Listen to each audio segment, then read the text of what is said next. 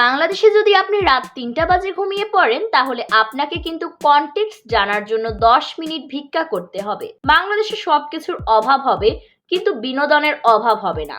বাংলাদেশের মুকেশ আম্বানি খ্যাত আর রহমান কিন্তু পালিয়ে যাওয়ার সময় ধরা পড়েছেন। আপনারা অনেকে তাকে দরবেশ বাবা নামেও চিনেন। পদত্যাগ করে সাবেক প্রধানমন্ত্রী শেখ হাসিনার দেশ ত্যাগের পর তার বেসরকারি খাত বিষয়ক সাবেক উপদেষ্টা সালমান রহমান, যিনি পরিচিত ছিলেন দরবেশ বাবা নামে, সে ও আনিসুল হক পালিয়ে যাওয়ার সময় কোস্ট গার্ডের হাতে ধরা পড়েছে।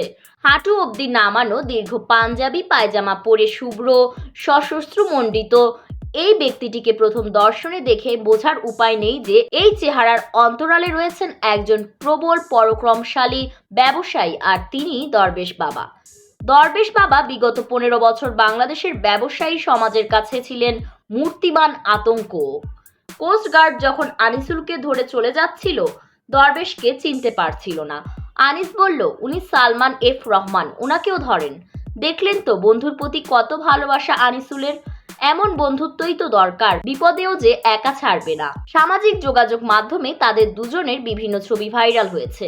নেটিজেনরা ভাইরাল ছবি শেয়ার করে বিভিন্ন ধরনের মন্তব্য করেছে। কেউ কেউ ছবির সত্যতা জানতে চেয়ে ফেসবুকে পোস্ট করেছেন, কেউ লিখেছেন এ ছবি এডিট করা, আবার কেউ বলছেন এ ছবি সত্য, আবার কেউ কেউ লিখছেন কে উনি।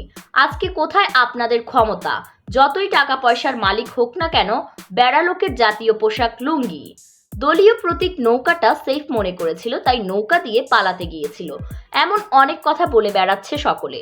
তবে ভাইরাল ছবিগুলোতে তাদের দুজনের পরনে একই ধরনের লুঙ্গি দেখা গেছে। এছাড়া সালমান রহমানের কোনো ছবিতেই মুখে দাড়ি নেই। এজন্য ছবিগুলো সত্য বলে অনেকেই মন্তব্য করেছেন। দাড়ি কেটে ফেলেছেন তিনি ধরা খাওয়ার ভয়ে। আমি শুধু তাদের দলের প্রতি ডেডিকেশনটা ভাবছি। আটক হবার সময়ও নৌকাতেই ছিল তারা। তারা ভেবেছিল নৌকা তাদের ছেড়ে যাবে না। সামাজিক যোগাযোগ মাধ্যমে অনেকে মজা করে বলে বেড়াচ্ছে যে সদরঘাটের এক ট্রলারের মালিককে গত রাতে সালমান রহমান ২৫ লাখ টাকা দিয়ে বলে, তুই শুধু আমাকে কোনো এক দ্বীপে দিয়ে আয় ভাই।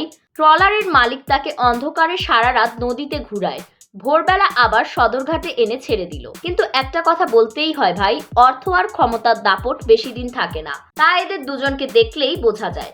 পালানোর সময়ও এদের লুঙ্গি পরে পালাতে হয়েছিল। অথচ সালমান কত টাকা দামের ঘড়িই না পরতো, কত টাকা পয়সাই না ছিল তাদের।